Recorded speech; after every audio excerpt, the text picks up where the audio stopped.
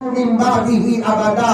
और एक बात यहाँ बैठे हुए मर्द हजरात से भी कहना चाहता हूँ, जो हुक्म हदीस में है उसका मेयार अलग है, जो हुक्म कुरान में है उसका मेयार अलग है। कुरान में जो हुक्म आ जाता है वो पावरफुल हुक्म आ जाता है। अल्लाह ताला ने कुरान में कह दिया, वला तनकिहू अज़वाजहू मिन बादिही अबदा। ऐ पैगंबर, तुम्हारे विसाल के बाद तुम्हारी बीवियों से कोई निकाह नहीं कर सकता।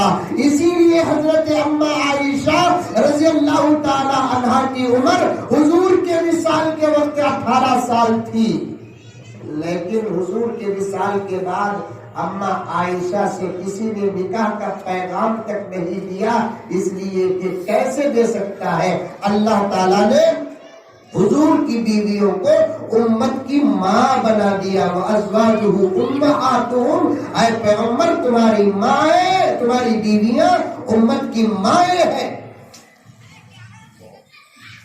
इसीलिए बाज़ उलमाए किराम तो यहाँ तक कहा, हुजूर की बीवियों का अगर नाम लेना है तो लफ्ज माँ को जोड़ देना। आ रही है बात समझ में? बात आ रही है? पंडित जी भी हलाओ। आ रही है?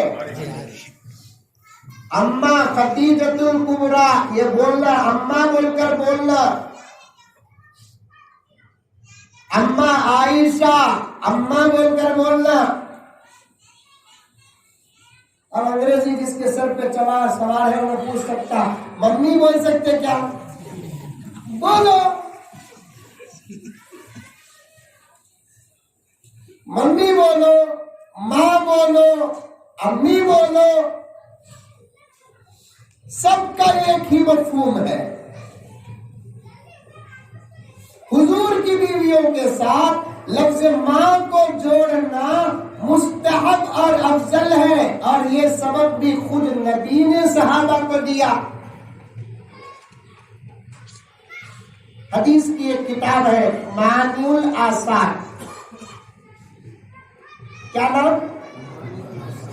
कम से कम पढ़े नहीं तो नाम तो भी बोलो। मानिउल आसार, ये हदीस की बड़ी बेहतरीन किताब नहीं मौलाना? और अल्हम्दुलिल्लाह उसे मैं 6-7 साल पढ़ाने का मुझे शर्फ मिला है, अल्हम्दुलिल्लाह। मानिउल आसार, बाज़ उलमा के नजदीक बुखारी शरीफ पढ़ाने से भी ज्यादा बड़ा काम है मानिउल आसार को पढ़ाना। बड़ी बेहतरीन किताब है, आप हजरात जानते हैं। मुझे तो मजा लग गया, कभी कभार में अब तो पढ़ाने, वो किताब पढ़ाने का मौका नहीं है, कभी कभार तो उठा लेकर बैठ जाता हूँ उस किताब को। बड़ी अच्छी किताब, मजे की किताब, पूरी अहादीस की किताब। आज उम्मत की बेइल्मी का यह हाल है कि उसे बुखारी क्या नहीं मालूम, तिरमिजी क्या नहीं मालूम, मुस्लिम शरीफ क्या नहीं मालूम, अबू दाऊद, अरे ये तो छोड़ो साहब, कुरान क्या ये नहीं मालूम अब तक है। नहीं ऐसे लोग? अरे है नहीं है? खुद जहीराबाद में कितने मुसलमान मर्दा औरता होंगे जिनको कुरान नहीं मालूम। क्या की एक किताब है और उसे कुरान भी नहीं बोलते, बड़ी किताब कहते। कितनी बड़ी किताब, कुरान बोलते नहीं, बड़ी किताब। कुरान बोलो उसे, बड़ी किताब नहीं। अल्लाह ने उसका नाम कुरान रखा, अल्लाह ने उसका नाम जिक्र रखा, अल्लाह ने उसका नाम फुरकान रखा। सारी दुनिया में उसका नाम कुरान मशहूर है। गैर मुस्लिम भी अगर उस किताब का नाम लेता है तो कुरान कहता है। कुरान बोलकर बोलना, पढ़ना नहीं आया तो भी उठा ले तो देखना, देख ले तो देखना, खोल ले तो। कितने मुसलमान मर्द हजरात बैठे हुए यहाँ पर, मैं पूछूंगा नहीं, आप बोलना नहीं, लेकिन आपके जमीनों को झंझोड़ना चाहता हूं। हमारे हाथों में जितना मोबाइल आया, मेरे रब की कसम, अगर 20% भी कुरान आता, आज दुनिया में हमारा यह हाल ना होता।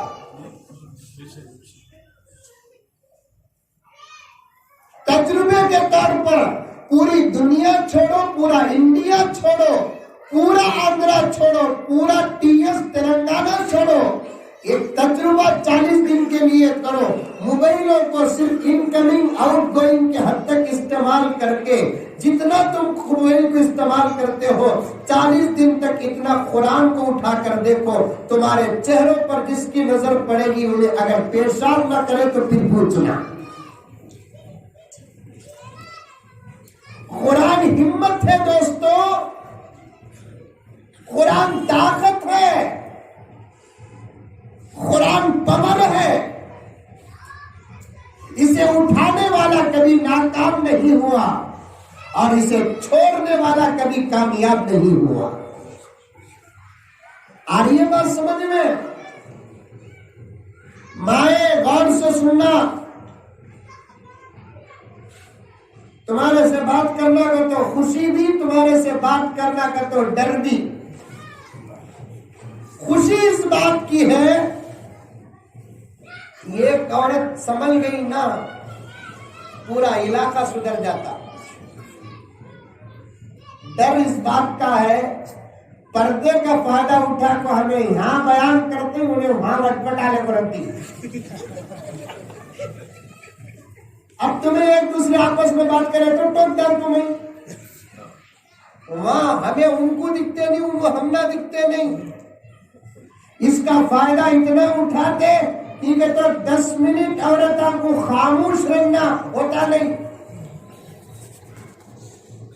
कुरान ताकत आपा तो शादी में पलंग लेकर आती, बीरू लेकर आती, सारो सामान लेकर आती, कपड़े लेकर आती, क्या क्या लेकर आती, साथ में अल्हम्दुलिल्लाह कुरान भी लेकर आती।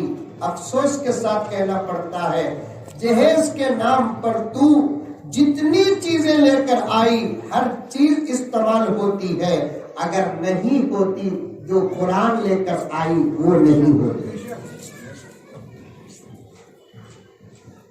अभी मौलाना बात कर रहे थे, मुझे बुलाने से पहले कुछ इशारे दे रहे थे।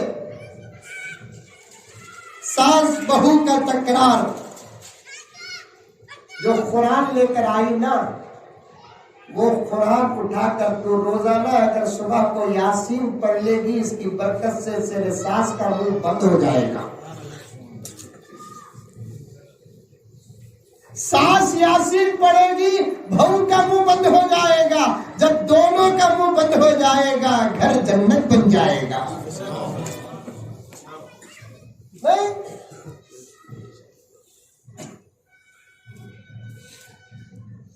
व्यापारा चल रही क्या जहीराबाद में? कई थी हजरत, अंकल आए के बाद तो पूरा व्यापार सोगा। कौन अंकल? मोदी अंकल। कहां पड़े चाहिए, हमारे सर में आगू पड़ गए। कौन तुम्हें आंदो, हमने क्या टेंशन है व्यापार का? अल्लाह के रसूल ने फरमाया, कलाम नबी कलाम खुदा, कलाम खुदा कलाम रसूल है।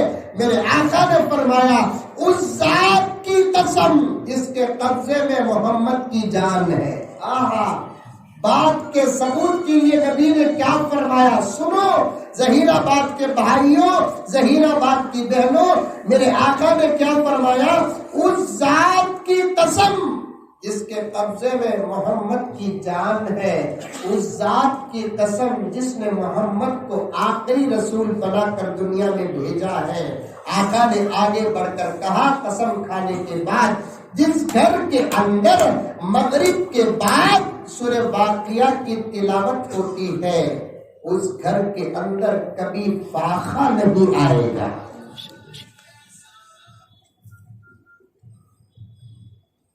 भाई व्यापार अच्छा चलना की, हमें पेट भर को खाना की, क्या होना तुमना? बस 3 वक्त का खाना मिल गया तो बस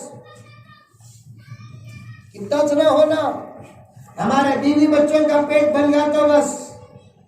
अगर माँ बाप की खिदमत करने की सआदत मिली है तो माँ बाप की रोजी रोटी का इंतजाम होगा तो बस।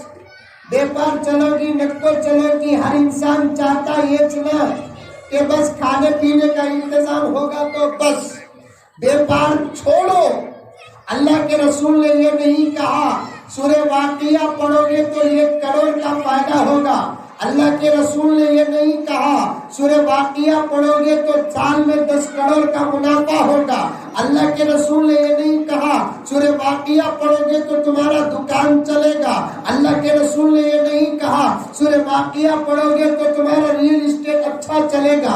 अल्लाह के रसूल ने ये नहीं कहा सूरह वाक़िया पढ़ोगे तो तुम्हारी फैक्ट्री अच्छी चलेगी। बल्कि अल्लाह के रसूल ने क्या बेहतरीन जुमला इरशाद फरमाया, अगर तुम मगरिब के बाद सूरह वाक़िया पढ़ोगे तो तुम्हारे घर के अंदर फाका नहीं आएगा। दुकान चलो या ना चलो, तुम्हारे घर के रिस्क का फैसला इंतजाम अल्लाह ताला करेगा। रियल एस्टेट का बिजनेस हो के ना हो, तुम्हारे घर में अल्लाह तबारक व तआला रोजी रोटी का इंतजाम करेगा। तुम्हारा दुकान चले के न चले, तुम्हारे घर में रोजी रोटी का इंतजाम होगा। अल्लाह के रसूल सल्लल्लाहु अलैहि वसल्लम ने इरशाद फरमाया, मगरिब के बाद सूरह वाक़िया पढ़ लो, तुम्हारी रोजियों का मसला हल हो जाएगा। फजर के बाद सूरह यासीन पढ़ लो, तुम्हारे दुश्मनों का मसला हल हो जाएगा। कुरान नहीं मालूम, उठाते नहीं कुरान। एक वाकया सुनो कुरान से दूरी का। ज्यादा देर बात करता नहीं, 2-3 घंटे उनको खत्म करता। असर की नमाज हजरत तुम लगा जाकर पढ़ लियो, मैं भी हमारी बहनें अलग अलग पढ़ लेंगे, ठीक है। तो मैं मुसाफिर, मेरे लिए भी जमात नहीं, औरत के लिए भी हम एक आधा घंटा लेट भी पढ़ सकते हैं, यानी तो यहाँ इंतजाम है तो यहाँ पढ़ लेंगे, जमात बनाकर एक आधा पौना घंटा लेट कर को। वाकया सुनो,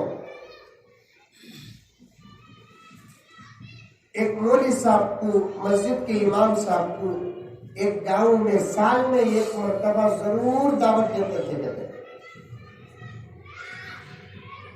करीब तक भी हमारे बुजुर्गों के पूछ को देखो, मस्जिदों के इमाम आपको, मौसिन आपको कम से कम साल में 1 मरतबा को भी घर को बुलाकर जरूर दावत करते थे। और ये बात अकीदे में दाखिल थी कि इमाम साहब हमारे घर को आए तो घर की पूरी मुसीबतें क्लियर हो जाती है बोलकर। और हकीकत भी यही है, जो बार बार रोजाना 5 मरतबा मुसल्ले में खड़ता है, उसके कदम हमारे घर में पड़े तो फिर हमारी बरकतों का क्या कहना है? जो मिंबर में चढ़ता है उसके कदम हमारे घर पड़े, कितनी बरकतें आएंगी। उसके कदमों की बरकत से घर की मुसीबतें दूर होंगी कि नहीं होंगी। देव दावत दो, उलमा को दावत दो। डाउट करना नहीं है, मौलवी साहब मुझे सिखा को बिठाई बोलो।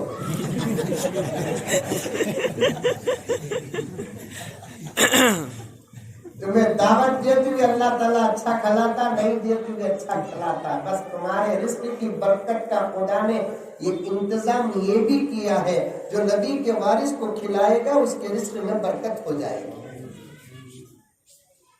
और दावत का तो क्या भी अहम चीजें खिलाना का जरूरी नहीं, सादी सीधी मुर्गी,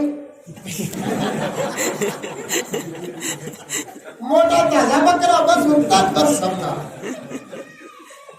क्या बोला ना। अगर ये नहीं कर तो मच्छी का तो भी चल जाता है। दावत का तो ये चीजें जा जाते। तुम्हारी ताकत में अगर गोश्त खिलाना है तो गोश्त खिलाओ, तुम्हारी ताकत में अगर भाजी खिलाना है खिलाओ। दावत की जिम्मेदारी मेजबान की है, मेहमान के ख्वाहिशात की नहीं। सबकी मिलकर एक मर्तबा बेशक बोलो, फिर शादी में बकरे की बिरयानी मेरे को नौशो गई को पूछता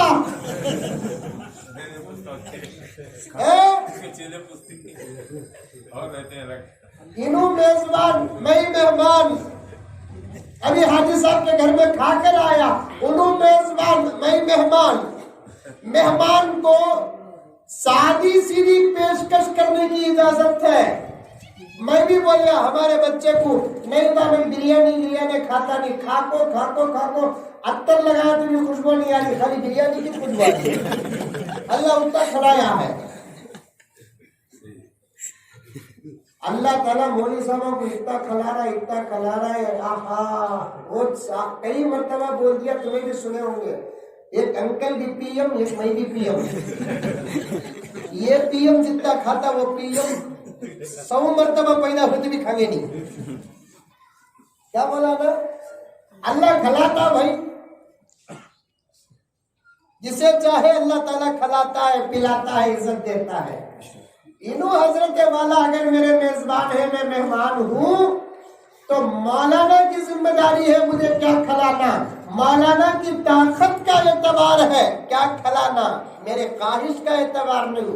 मैं मच्छी खाने वाला रहा, इनके घर में चटनी मिली, सर झुकाकर अल्लाह का शुक्र अदा करके बिस्मिल्लाह पढ़कर इनके घर की चटनी को सादत समझकर खाकर आने वाला ही शरीफ होता है। इनकी सादी सीधी दावत पर अगर मैं नुक्ते रखा तो मेरे से बड़ा कमीना और रजीम कोई नहीं है।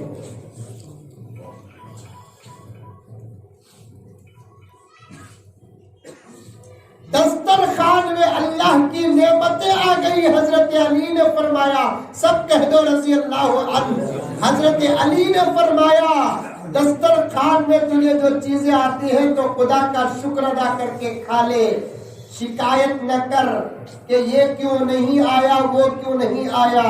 अल्लाह का शुक्र अदा कर। रिस्क के तकसीम करते वक्त अल्लाह ने तुझे याद रखा है।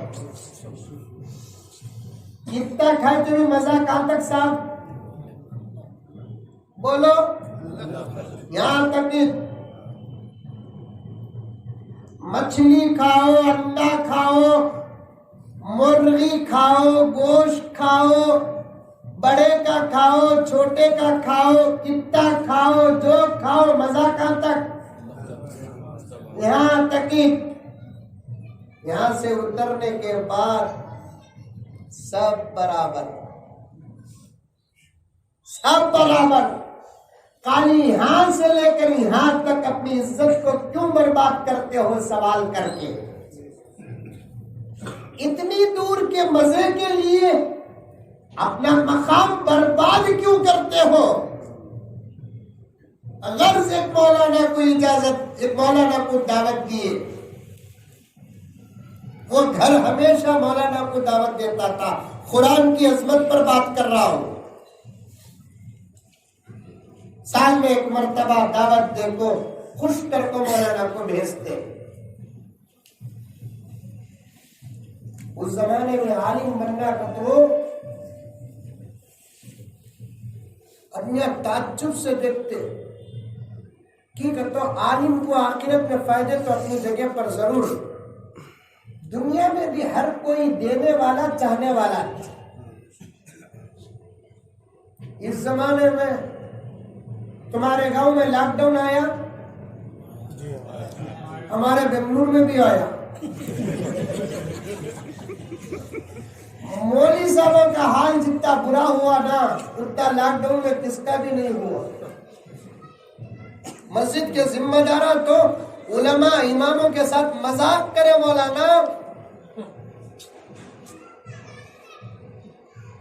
मैं तो यहां तक बेंगलुरु में बोल दिया, जिन मस्जिदों में इमामों को लॉकडाउन में तनख्वाह नहीं दिए, क़ियामत में जब तक वो फैसला नहीं होगा कोई सदर जन्नत को नहीं जाएगा।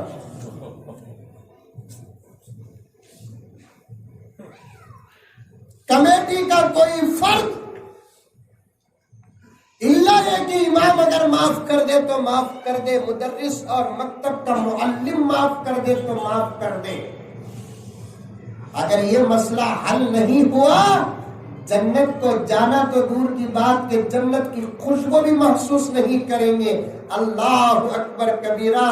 10-10 साल जो इमाम सादी सीधी हकीर तनख्वाह पर 10-10, 15-15 साल मोहल्ले के नमाजों को संभाला, 3-4 महीने पूरी मस्जिद और मोहल्ला मिलकर एक इमाम मुअज्जिन को नहीं संभाले। ये और बात है, जहीराबाद में डबल तनख्वाह मिली रंगी निकाले। उलमा का अदब करो, एहतराम करो। थानवी रहमतुल्लाह अलैह फरमाते हैं, कैसन प्यारी दोस्ती प्यारी। एक जुमले की दलील दे सकता हूँ।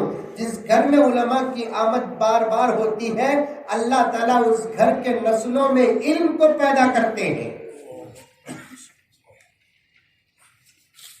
तुम चाहते हो कि तुम्हारा घर इल्म का मरकज बने, तुम चाहते हो कि तुम्हारे घर से उलमा व हुफ्फाज पैदा हो। अभी बताता हूं, मेरे पास एक अजीब बात है हजरत थानवी की। एक साहब अपने बच्चे को लेकर हजरत थानवी रहमतुल्लाह अलैह के पास आए। आकर कहने लगे कि हजरत, बच्चे को मदरसा छोड़िया ताकि मेरा बच्चा हाफिज बने। हजरत, मेरा बच्चा जब तक स्कूल में था बड़ा ज़हीन था, मदरसे में जाते ही कुंद हो गया ज़हन इसका, मेहनत करता है, कुरान याद नहीं होता।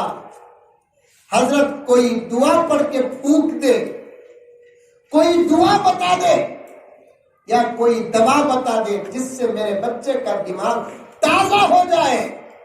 मेहनत करता है हजरत मेरा बच्चा, क्योंकि कुरान पाक बगैर मेहनत के याद नहीं होता। तहज्जुद में उठकर याद करना पड़ता है, फजर के बाद याद करना पड़ता है, ज़ोहर के बाद दौर करना पड़ता है, मगरिब के बाद याद करना पड़ता है, इशा के बाद याद करना पड़ता है। इतनी मेहनतों के बाद कुरान पाक याद होता है। हजरत वाला, मेरा बच्चा मेहनत करता है लेकिन कुरान याद नहीं होता, रोता है हजरत मेरा बच्चा, आकर शिकायत करता है। सबक न सुनाने की वजह से उस्ताद के मार खा खा कर तंग आ गया। अब तो मदरसा छोड़ना चाहता है मेरा बच्चा, लेकिन मेरी ख्वाहिश ये है कि मैं मेरे बच्चे को हाफिज बनाकर आखिरत में मेरी नजात का एक सबब बना लूं, आखिरत में मेरी नजात का एक सबब बना लूं। बीच में बात याद आ रही है, जहीराबाद के मेरे भाइयों, जहीराबाद की मेरी बहनों, आपसे गुजारिश करना चाहता हूँ, जीते जी अगर तुम जन्नत के मुस्तहिक बनना चाहते हो तो अपनी औलाद में से किसी को एक हाफिज़े कुरान बना देना। जिसका बच्चा हाफिज़े कुरान है इंशाअल्लाह वो तो जन्नती है, लेकिन उसके कुरान के सदक़े और बरकत से उसके माँ बाप भी जन्नती है। ये गारंटी किसने दी? ताजदार मदीना मोहम्मदुर रसूलुल्लाह सल्लल्लाहु अलैहि वसल्लम ने दी है। हजरत वाला, मेरे बच्चे को कुरान याद नहीं होता और सबक बराबर न सुनाने की वजह से उस्ताद के मार खा खा कर मेरा बच्चा थक गया है, अब मदरसा छोड़ने का इरादा कर चुका है, लेकिन मैं चाहता हूँ मेरे बच्चे को मैं किसी न किसी तरीके से हाफिज़े कुरान बनाऊं। हजरत थानवी रहमतुल्लाह अलैह साहिब कश्फ व करामत थे, गौर से बच्चे के बाप को देखकर फ्रैंकली बात करते थे। अमीर गरीब नवाब गवाब कुछ भी हजरत थानवी के पास लिहाज नहीं था। डंके की चोट में हक बयान करने का मलका जितना हजरत थानवी के पास था उतना किसी और के पास शायद हो। हजरत थानवी ने गौर से देखकर कहा कि मियां, शायद तुम अपनी जिंदगी में किसी हाफिज़े कुरान के साथ गुस्ताखी की हो जिसकी वजह से तुम्हारे बच्चे के लिए कुरान मुश्किल हो गया। जब बात सामने आ गई तो उसने अपने जुर्म को कबूल कर लिया कि हाँ हजरत, एक हाफिज़े कुरान के साथ मैंने गुस्ताखी और बेअदबी कर दी। हजरत ने फरमाया अब तुम्हारे लिए कोई इलाज नहीं, बीमारियों का इलाज होता है। अजाब का इलाज नहीं होता, बीमारियों का इलाज होता है, सजा का इलाज नहीं होता। बीमारी तो अंबिया को भी आई है, बीमारी तो सहाबा को भी आई है, बीमारी तो औलिया को भी आई है। क्या हजरत अय्यूब की बीमारी दुनिया में मशहूर नहीं? खुद कुरान जिक्र करता है हजरत अय्यूब की बीमारी को। बीमारियों का इलाज हो सकता है, लेकिन अल्लाह के अज़ाब और सजा का इलाज नहीं हो सकता। जाओ, अब तुमको 2 काम करना है। एक काम, दुनिया के किसी भी कोने में क्यों ना हो, उस हाफिज को तलाश करके तुमको माफी मांगना पड़ेगा अगर तुम अपने बच्चे को हाफिज बनाना है। अल्लाह अकबर। ये काम पहले करके आओ, दूसरा वजीफा दूंगा। अब अल्लाह का बंदा दौड़ता दौड़ता गया, जिस हाफिज की गुस्ताखी की थी उस मस्जिद को गया तो पता चला हाफिज साहब मस्जिद छोड़कर चले गए। कौन से गांव को गए? बहुत दूर के गांव को गए। वहां गए तो पता चला कि हाफिज साहब का इंतकाल हो गया। माफी मुताज़र हो गई, माफी मुश्किल हो गई, हाफिज साहब का इंतकाल हो गया। अब माफी मांगे जाना का तो हाफिज साहब का ही की वहां जाना है नहीं। ये कोरोना आने से पहले एनआरसी का बड़ा चर्चा था हमारे मुल्क में। एनआरसी CAA क्या की किधर की काम नहीं सो हजाम बिल्ली का सर मुंडाया करते। क्या मौलाना? काम नहीं सो हजाम बिल्ली का सर मुंडाया करते। कितने की कामा हुकूमत के सामने पड़े ही वो कामा छोड़ डाल को एनआरसी के पीछे पड़ गए। कितने की कामा मुल्क के हुकूमत के सामने पड़े ही वो कामा छोड़ डाल को CAA के पीछे पड़े। खैर,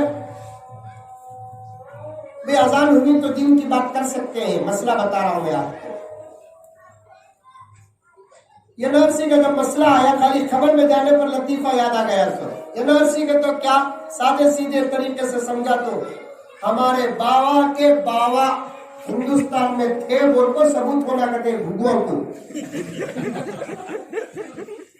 एनआरसी का तो क्या हमारे बाबा के बाबा हिंदुस्तान में थे, बोल को सबूत होना कहते।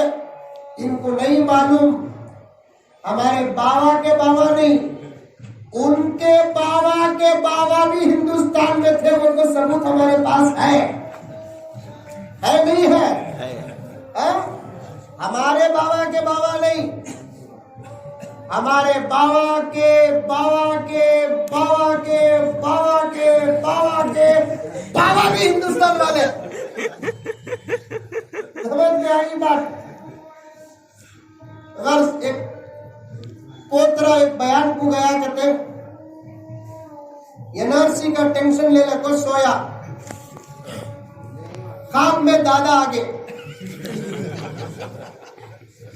बेटे को बाप जितना चाहता कि उससे ज्यादा दादा कभी जिंदगी में बेटे को उठा ले उठता नहीं फिरने वाला बाबा भी जब दादा बन जाता, दादा को उठा ले वो पूरा जहीराबाद ये करता नहीं करता। दादा इधर के तो इधर चल जाता, दादा इधर के तो उधर चल जाता।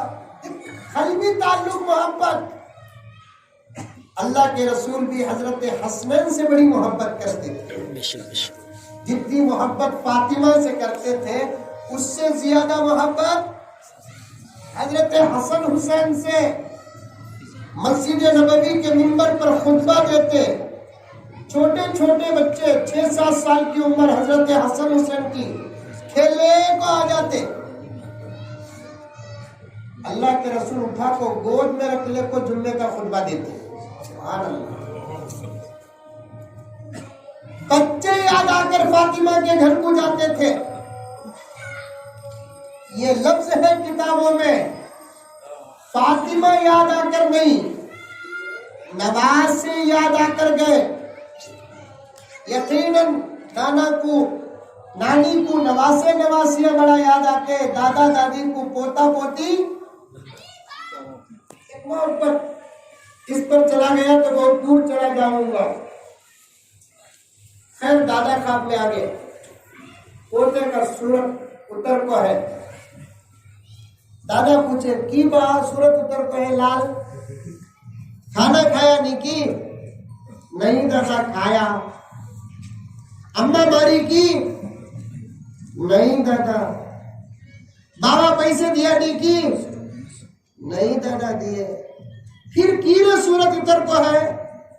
नहीं दादा, वो एनआरसी का कानून आगा दादा। वैसा का तो क्या हुआ दादा? तुम्हारा सबूत होना कहते मोटे अंकल को, तुम्हारा सबूत होना कहते मोटे अंकल को। दादा बोले कहते उससे जाकर तू सोच रहा है, सूट को दुबला हो जाऊंगा, इत्मीनान से सो। कौन तुम्हें मेरा सबूत पूछा तो मेरे पास भेजा।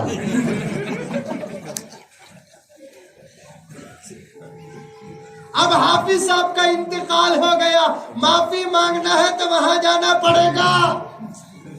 दौड़ता हुआ थानवी के पास आया, हजरत हाफिज साहब का इंतकाल हो गया। हजरत ने फरमाया थानवी रहमतुल्लाह अलैह ने कि उनकी कब्र के पास खड़े होकर कसरत से कुरान पढ़ के आओ। उनकी कब्र के पास खड़े होकर कसरत से कुरान पढ़ के आओ। गया, कसरत से कुरान पाक पढ़ कर आया। उसके बाद हजरत थानवी ने फरमाया आधा इलाज हो गया, अभी आधा इलाज ये है, तुम्हारा बेटा हाफिज बनने तक बार बार तुम अपने घर में उलमा को बुलाकर दावत देते रहो। उनके कदमों की बरकत से खुदा घर के अंदर कीम के पैदा करने का वादा किए हैं।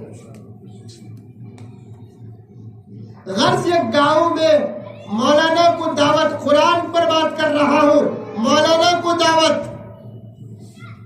मौलाना दावत कबूल कर लिए, आए, जोहर की नमाज पढ़ा को दस्तरखान बिछाए, मौलाना खुश हो गए। अंदर जाको लवाजिमत लेकर आने तक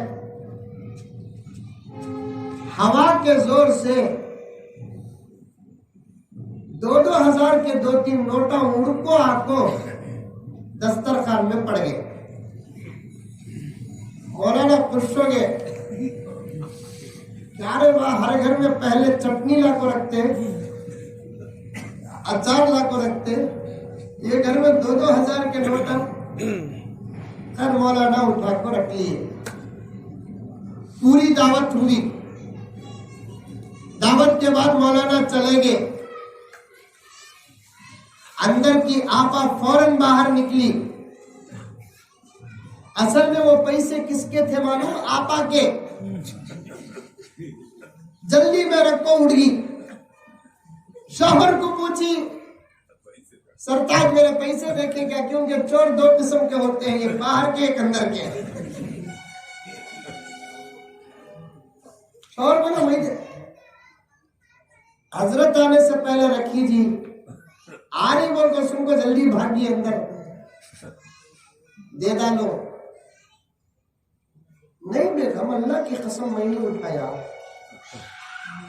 अभी से तुम्हें मैं आपको गैस मौलाना तुम्हें भी नहीं उठाए, मेरे पैसे मैं नहीं उठा सकती।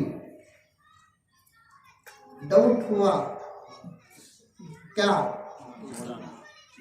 मौली साहब उठा लिए।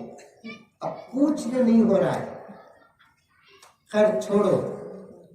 1 साल के बाद फिर दावत देने का वक्त आया।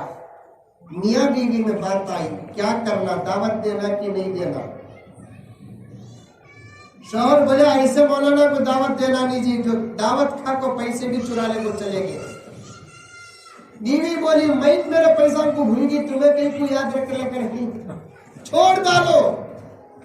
क्या जरूरत थी कि मौलाना उठा लिए? उनका उठाना गलती नहीं, उनकी जरूरत को हमें नहीं पूछेगा, ये हमारी गलती। दावत देने का देना लेंगे, दावत दिए, फिर मौलाना शाम के साथ आए, बात खटक लेकर थी। पूरी दावत होने के बाद बड़े अदब से घर का मर्द मेजबान मौलाना से पूछा, मौलाना एक बात पूछ तू, क्या भी समझना नहीं। क्या पूछो? मौलाना समझे वजू का मसला पूछता रहेगा, नमाज का मसला पूछता रहेगा, कुरान का मसला पूछता रहेगा। लेकिन अल्लाह का बंदा खटकते खटकते अटकते अटकते अदब के साथ पूछा, मौलाना 1 साल पहले भी तुम्हें आए थे, दिल में किसी के खिलाफ कोई बात हो, जब तक वो बात क्लियर नहीं होती दिल को तसल्ली नहीं होती। दिमाग साफ कर लेना बहुत बड़ी इबादत है। कभी किसी वक्त भूलकर भऊ चाय में शक्कर नहीं डाली, भूलगी रंगी, साफ भऊ को बोल डालना, कीमा शक्कर डालना भूल गए की भऊ को याद भी आ जाता, शिकायत भी नहीं होती। वो चाप फिक्की सबर कर ले को, ये बुड्ढी पी ले को 2 महीने तक बोलने को फिरती। देखे क्या जी, जहीराबाद से हैदराबाद तक फिर को जिस बच्ची को बहू बना को ले लेकर आई, मेरी चाय में शक्कर डालती नहीं उन्हें। दिलों में कदूरत हो तो नमाजें कहाँ अदा होंगी, दिलों में कीना हो तो तिलावत कहां से कबूल होंगी। मेरे आका ने फरमाया, कपड़ों को चेहरों को पाक रखना कमाल नहीं, अत्तक़वा हाहुना, दिलों को पाक रखना कमाल है। जब तक सास का दिल बहू के बारे में साफ नहीं होता, बहू का दिल सास के बारे में साफ नहीं होता, खुदा की कसम लाख तावीज़ें उस घर के अंदर आ जाए, उस घर के सुकून के फैसले आसमान में नहीं होंगे। ये अजीब बात समझ में नहीं आती। जिसको बड़ी मोहब्बतों के साथ लाखों रुपए खर्च करके बहू बना कर लेकर आते हैं, उसे घर के अंदर बेटी नहीं समझते,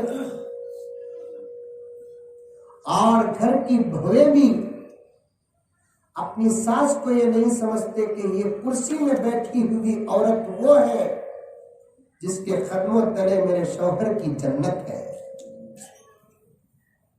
ये कुर्सी में बैठी हुई बूढ़ी अम्मा, गर्चे के उसके पेट से मैं पैदा नहीं हुई, उसका दूध नहीं पी, लेकिन मेरे शौहर की निस्बत से वो मेरी मां बन गई। और ये वो औरत है जिसके कदमों तले मेरे शौहर की जन्नत है। बहुत सारी घर की बहनें अपने शौहर को उसकी मां से अलग करने की कोशिश हद तक करती है। अगर ऐसी बच्चियां आज की महफिल में बैठी हुई है तो कान खोल कर सुन ले, अगर तुमको तुम्हारे शौहर से मोहब्बत है तो ये बात दिल में उतार कर जाना, क्या तुम चाहती हो कि तुम्हारा शौहर उसकी जन्नत से दूर हो जाए? क्या तुम चाहती हो कि तुम्हारा शौहर उसकी जन्नत से दूर हो जाए? ला हौल वला कुव्वता इल्ला बिल्लाह। ये पैगंबर का फरमान है, अल जन्नतु तहता अक़दामी उम्महातिकुम। ये किसी का ऑफर नहीं, पैगंबर का फरमान है कि जन्नत माओ के कदमों तले है। मेरी बहन, मेरी बच्ची, मेरी भांजी, मेरी भतीजी, कान खोल कर सुन ले, तू लाख खिदमत करके भी तेरे शौहर के लिए तू जन्नत तैयार नहीं कर सकती। इसलिए कि तेरे शौहर की जन्नत तेरी खिदमत में नहीं है, बल्कि तेरे शौहर की जन्नत तेरी सास उसकी अम्मा के कदमों तले है। और मैं दो तरफ बात करूं, एक सास की शाम की मालूम नहीं, अच्छी रही तो सास सुने, नहीं तो शाम। हर जुमला दस्ती जुबान से निकलने वाली बात मामूली नहीं होती। किसी ने क्या खूब कहा, जरा सुनो। मौलाना अतीक साहब तशरीफ लाए हैं, गुजारिश है कि आप करीब आ जाए, आपकी जगह वो नहीं है, आइए करीब आइए। सुनो कितने अच्छे अशआर है, बात जुबान से अल्फाज निकाले तो किसी का दिल जुड़ जाना। तुम्हें भी उतना या बैठे ही ना मर्द बने, सब खुश हो गए ही। हजरत पूरा गेर औरतों के पास डाले ही बोलकर, एक गेर तुम्हारे वास्ते भी रखा हूं। क्या बोला ना, जवाई बंदा तो ससुरे को बकरे से भी बदतर समझता। शादी से पहले ससुरे को क्या बोलता, बोला इनू हमारे ससुरे। शादी के बाद 11 ने हमारा बेटा है कमरता की जबरी ससुरे। तौबा तौबा तौबा तौबा, तुम्हारी बीवी का बाप है सास, तुम्हारी बीवी की मां है। वो घर जन्नत के बराबर है जिस घर का दामाद सास ससुरे के साथ बेटे जैसा सलूक करता है, और जिस घर की बहू माँ बाप जैसे सलूक करती है। और उधर से भी जैसा कि मैंने अभी कहा, अच्छी रही तो सास, नहीं तो सांप का काम क्या, डसना। बिच्छू का काम क्या, काटना। बिच्छू दुम से काटता है, मैं चाहता तो सास को बिच्छू भी बोल सकता था। बिच्छू कुछ हद तक बेहतर है जो दुम से काटता है। जुबान जिस मकसद के लिए पैदा हुई, उस मकसद से हिटकर सांप इस्तेमाल करता है। सास का जुमला निकला, बहू का दिल चूर चूर हो जाता है। कभी सास ने ये सोचा ये वो बच्ची है जो अपने माँ बाप को छोड़कर मुझे मां मानकर आई है, ये वो बच्ची है जो मेरे बेटे की शरीक हयात है। अभी थोड़ी देर पहले मैंने कहा नहीं, बहू सास के बारे में क्या सोचे, ये बूढ़ी औरत वो है जिसके कदमों तले मेरे शौहर की जन्नत है। सास भी बहू को देखकर ये सोचे, ये घर के अंदर जवान बच्ची जो बहू है ना, ये वो बच्ची है जिसके कदमों तले मेरे पोता पोती की जन्नत है। आ रही है बात समझ में?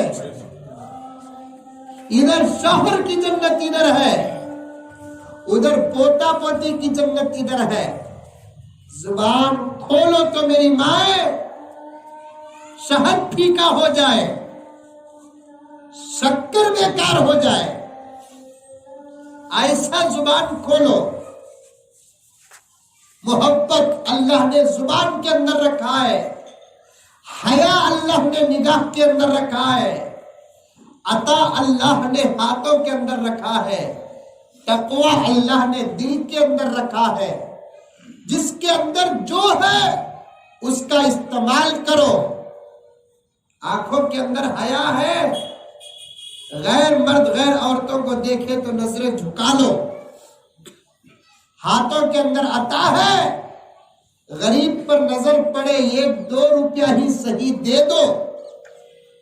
दिल के अंदर तकवा है, अल्लाह रसूल से डर जाओ, जुबान में मोहब्बत है, खोलो। अगर जुबान में मोहब्बत नहीं, मेरे भाइयों तुमसे भी कहता हूं, मेरी बहनें तुमसे भी कहता हूं, अच्छी बात बोलना है तो मुंह खोलो, नहीं तो मुंह खोलो नको। कभी कभार तुम्हारे जिक्र करने से बेहतर तुम्हारा खामोश रहना भी होता है। मुंह खोलकर किसी का दिल दुखाने से बेहतर है मुंह बंद कर लो। मैं वो सोचता, पूरी दुनिया को लॉकडाउन आया, इसके मुंह को डाउन नहीं आया ना। मुआ को अगर लॉकडाउन आ गया ना, घर के घर बन जाते हैं। बात हीरा है, बात मोती है। बोलो सुभान अल्लाह, बोलो। थक गए की? सुभान अल्लाह। बात हीरा है, बात मोती है, बात लाखों की लाज होती है। पावर है बात के अंदर। एक मिसाल दे तो समझो बात के अंदर पावर क्या बोलते। शादी होती जहीराबाद में, हमारे में क्या हजरत, शादी का लफ्ज सुने तो काना मिठे हो जाते, खाली मोदी अंकल के काना खट्टे होते। नहीं मौलाना, शादी का तो लफ्ज कितना प्यारा है, देखो हजरत, समझ में आई बात। खाली जुबान का पावर बता रहा हूं। लड़की का इंतखाब हुआ, मौलाना अतीक साहब तवज्जो चाहता हूं, इस्लाह फरमा दे। लड़की का इंतखाब हुआ, पसंद भी कर लिए लड़की को, अब उसे हलाल बनाना। 100 करोड़ रुपए सामने रख डाले तो हलाल होती उन्हें। 100 किलो सुन्ना सामने रख डाले तो हलाल होती। पूरा जहीराबाद नहर में दे डाले तो हलाल होती नहीं। हलाल कब होती? जब जुबान से मैंने कबूल किया बोलता है, तो जुबान का पावर देखो क्या है। हराम को हलाल बनाने की ताकत अल्लाह ने जुबान के अंदर रखा है। इसीलिए शायर ने क्या कहा, बात हीरा है, बात मोती है, बात लाखों की लाज होती है, बात बरगे गुलाब होती है। अगर बात अच्छी नहीं तो क्या होती सुनो। बात बरगे गुलाब होती है, बात तैगो इताब होती है, बात खैरो सवाब होती है, बात कहरो अजाब होती है, बात कांटों का ताज होती है, बात फूलों का बाग होती है, बात खंजर की काट होती है, बात शाहीन उकाब होती है, बात कहते हैं रब्बी अरिनी को, बात उम्मुल किताब होती है। बात हर बात को नहीं कहते, बात हर बात को नहीं कहते, बात मुश्किल से बात होती है। बात हर बात को नहीं कहते, बात मुश्किल से बात होती है, बात हर बरगे गुलाब होती है। जुबान खोले, मिठास। शादी के बाद बच्चे हमारे घर को 1 महीने 2 महीने के बाद आई तो घर में पूछते कैसी माँ है तुम्हारी सास से। बेटी बोलना सास, बोलो ना को माँ। तुम्हारे अम्मा कैसे ही मुझको पूछो, 20 साल मैंने तुमसे जो मोहब्बत नहीं देखी, मेरे रब की कसम, मेरे शौहर की माँ से मैंने वो प्यार देखा। ये बोलना भाऊ, मोहल्ले के कुछ बुढ़िया घर को जाको सास को पूछे कैसे माही तुम्हारे भाऊ, इन्हें बोलना भाऊ बोलो लोगो जी, बेटी बोलो। मेरे 4 बेटियों का प्यार एक तरफ, ये बेटी का प्यार एक तरफ, वो कौन से ठंडे पेट से पैदा हुई की ये बोलना।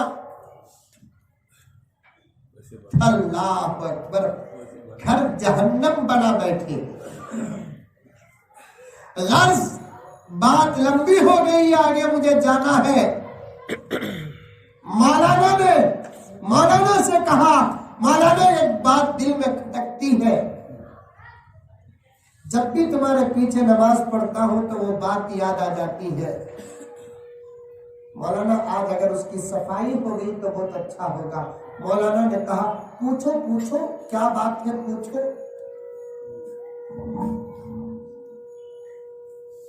पूछो पूछो क्या बात है। मौलाना गैस साल दावत को आई नहीं, क्या याद दिलाते, मौली सामान 2 चीजें भूलते नहीं, ये कुरान एक दावत।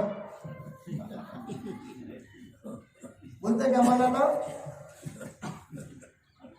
आइंदा साल बुला को पूछो हाजी साहब के घर में क्या क्या आइटम था, बोले नहीं तब तक पूछना। क्या मुफ्ती साहब याद है? याद है मौलाना, क्या भी नहीं, वो दावत को आपको गए ना तुम्हें, हमारे घर के 2-2 हजार रुपए के 3 नोटा तुम्हें गए तो गायब हो गए। वो दिल में बात खटक रही है, सुनना था मौलाना को, रोना आ गया। ऐसा रो रहे मौलाना, ऐसा रो रहे। पर्दे से इशारा कर को मैडम बुलाई, मैं बोली नहीं, पूछो ना को बोलो। हमारे घर से एक मेहमान, वो भी आलिम, रोता हुआ जाए, इससे ज्यादा बर्बादी क्या हो सकती है। मेरे थे जी पैसे तो मैं कहीं को पूछे नहीं, बेगम दिल में वसवसा था इसलिए पूछ लिया, जाओ जाकर माफी मांगो, झूठ बोल डालो, नीले को बोलो। जैसे ही आया मौलाना के पास, मौलाना पूछा सो गलती होगी, दिल टूट गया, माफ कर लो मौलाना, माफ कर लो मौलाना। नीले कहते अब झूठ बोल रहा है, मैं रोया सो तू पूछा बोलकर नहीं, मैं रो रू सो कहीं को मानो, आ बता को। उठको खड़को ताक में रखे हुए कुरान को उठा को पहला अट्टा खोले तो वो नोटा उसमें नहीं। मौलाना बोले मुझे तू पूछा बोलकर रोना नहीं आया, ये 6000 रुपये मिले ना, ये इस बात का सबूत है कि ये घर के अंदर कुरान खुल को 1 साल होगी। उसी दिन अगर कुरान खुल जाता तो तेरे पैसे तुझे मिल जाते, मेरा डाउट खत्म हो जाता। मेरी माए, घरों में कुरान खोलो, पढ़ो कुरान, कोई मुसीबत नहीं इंशाअल्लाह ताला। ये तजुर्बे की बातें हैं। सूरह फातिहा में असर, सूरह बकरा में असर, सूरह आले इमरान में असर, सूरह वाक़िया में असर, सूरह रहमान में असर, सूरह तबारक में, सूरह मुल्क में असर। अरे क्या पूरा कुरान तो है, लेकिन कुछ एक्स्ट्रा पावर के सूरत भी ही, पूरा कुरान है साहब, लेकिन एक्स्ट्रा पावर के सूरत भी ही। खबर से किसे डर नहीं है बोलो। रात के 9 बजे घर को आने के 2 रास्ते, एक कब्रिस्तान के पास का रास्ता, एक जरा 6 किलोमीटर दूर का रास्ता। होना बोल को 6 किलोमीटर से आते हैं, कहीं को बोले तो कब्रिस्तान से करे तो कहाँ किट लेते हैं वो नहीं है जमीर भाई। कब्रिस्तान बोले तो हौल धड़का, अल्लाह के फजल करम से, अल्लाह का करम एहसान है, मैं रात के किसी भी वक्त अब्बा अम्मी याद आ गए तो चले जाता हूँ। अरे वहां जाना चाहने में डरने की क्या जरूरत। कब्रिस्तान में रहमत होंगी, अजाब होगा, शैतान नहीं रहता, ये नोट करके रख लो। कब्रिस्तान में रहमत है, फरिश्ते ही, अल्लाह ना करे अजाब है, शैतान नहीं। रहमत और बरकत की जगह भी शैतान आता नहीं, जहां अल्लाह का अजाब है वहां भी शैतान आता नहीं। अल्लाह के अजाब से हमें जितना डरते हैं कि उससे ज्यादा शैतान डरता। इन्नी बरी हूं मिनका, नाफरमानी किया मैं तेरे से बरी हूं, शैतान बोलता। अल्लाह का अजाब जहां है वहां नहीं। खबर से डर है कि नहीं है? अल्लाहुम्मा इन्नी औज़ु बिका मिन अज़ाबिल कब्र। नबी नमाज के बाद दुआ करते थे, अल्लाह कब्र के अजाब से बचा, पनाह चाहता हूँ। उम्मत को सिखाए नबी खबर के अजाब से बचने के लिए। कुरान में एक सूरा ऐसा है जिसको पढ़ोगे तो मरने से पहले खबर हमारी नूरानी रहती है, सूरे मुल्क। आका ने फरमाया जो रात को सोने से पहले ये पूरा सूरा या इस सूरत की कुछ आयतें पढ़कर सोता है, मरने के बाद वो आदमी खबर को जाता है, उसके गुनाहों से अगर उस पर अजाब होने वाला है तो फरिश्ते की शक्ल में वो सूरा आकर कहता है अजाब देने वाले फरिश्तों से, रुको, इन्हें मेरा दोस्त मैंने रोजाना याद करता था, पढ़ता था, आज मैं तुम ना अजाब देने नहीं देता। खबर में झगड़ा, वो अजाब देने वाले फरिश्ते अल्लाह के पास जाते, अल्लाह कौन किया आया है, अजाब देने नहीं दे रहा है। अल्लाह जानते हुए पूछते, जाकर पूछ कर आओ उन्हें कौन, उसका नाम क्या। वो फरिश्ते उतर कर पूछते, हु आर यू,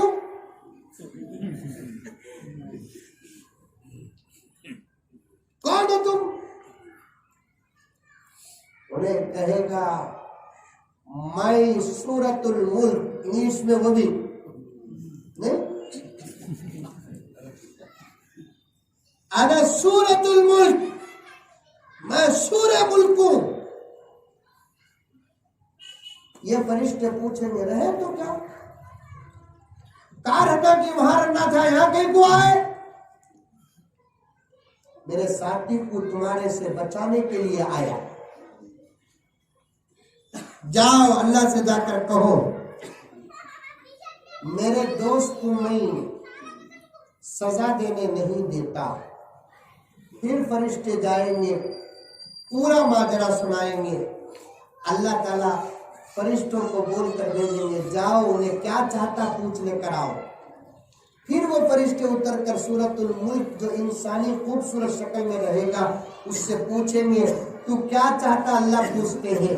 तो सूरह मुल्क कहेगा अल्लाह से जाकर कहो या तो मेरे दोस्त से अजाब को निकाल दे, आखिरी बात बोलकर बात खत्म कर रहा हूं, या तो मेरे दोस्त से अजाब को निकाल दे या नहीं तो मुझे कुरान से निकाल दे। उठाकर देखिए तफसीर, तमाम तफसीरों की किताब में ये रिवायत मौजूद है, या तो मेरे दोस्त से अजाब को निकाल दे या नहीं तो मुझे कुरान से निकाल दे। अल्लाह के पास फरिश्ते जाकर जब कहेंगे तो अल्लाह कहेगा कि जाओ उससे कहो कि हम तुमको तो कुरान से नहीं निकालेंगे लेकिन उसके दोस्त से हम अजाब को निकालेंगे। वैसा कुरान हमारे पास मौजूद है। पढ़ो मेरी माए, कुरान पढ़ो। आपको अगर कुरान पढ़ना आता है तो सब सलाम, अगर कुरान पढ़ना नहीं आता तो सीखो। आपकी फिक्र में ये मदरसे बने हैं, पढ़ती है, नहीं बोल रहा हूं, आपकी फिक्र में सुनकर खुशी हुई, बड़ी बड़ी खवातीन पढ़ती है, एहसान नहीं, ताज्जुब भी नहीं। जब एहसास हुआ तब कुरान पढ़ने के लिए उतर जाओ। अब तो होगा रंगन आप लोगों को भी। कौन कौन पढ़ेंगे हाथ उठाओ। माशाल्लाह, पढ़े लिखे नहीं पढ़े सब भी हाथ उठा लो। नहीं पढ़ने वाला हाथ उठाया तो उसे शर्म आना नहीं। आपको रोजाना आधा घंटा बैठो। आप घर को जाते भी नहीं कि बीवी से, अम्मा से, बेटी से, बहन से पूछना अम्मी कुरान पढ़े? पढ़ी बा? चलो अल्लाह का शुक्र है।